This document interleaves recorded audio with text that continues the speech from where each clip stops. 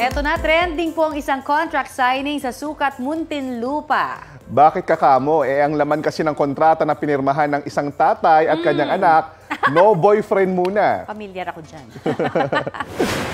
Kailangan mo pirmahan to.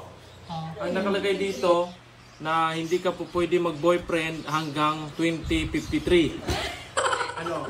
Ay, kasi naman 4 years old pa lang. Si Alex, ha? Bawal daw muna siya mag-boyfriend hanggang taong 2053. Tagal. Kaya si Alex, nag-alangan tuloy na pirmahan ng kontrata. Only child po siya ng mag-asawang Alan at Jenny.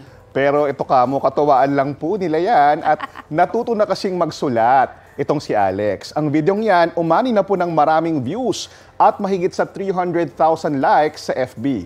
Trending. Ay, ginawa din niya ng mister ko sa dalawang anak ko. Gagawin ko ba yan kay Amanda? Ang tagal ng JP? ang tagal ng 2053, baka meron pa kayang ano no. Grabe naman, ilang taon na siya noon? Sorry, may na ako sama. Ilang taon siya by JP? 2053? Hindi bale, pero ang importante, hindi pumirma si Alex. Pwede So, kasi hindi pa pag may valid breach yun. of contract, parang yung sa aking mga anak, Actually, magka-breach of ganyan din contract. ang Ginawa sa akin ng tatay ko noon Ay! eh. Oh, ganun tapos din. may boyfriend ka So yung kagad. first boyfriend ko, 25 na yata ako noon. Hindi pa rin pwede. Pwede na. Siya na naghahanap noon. Okay.